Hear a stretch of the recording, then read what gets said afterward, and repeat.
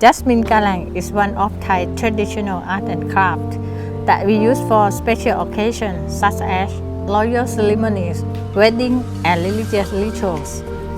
Also, we give the flower garland to whom we love and respect.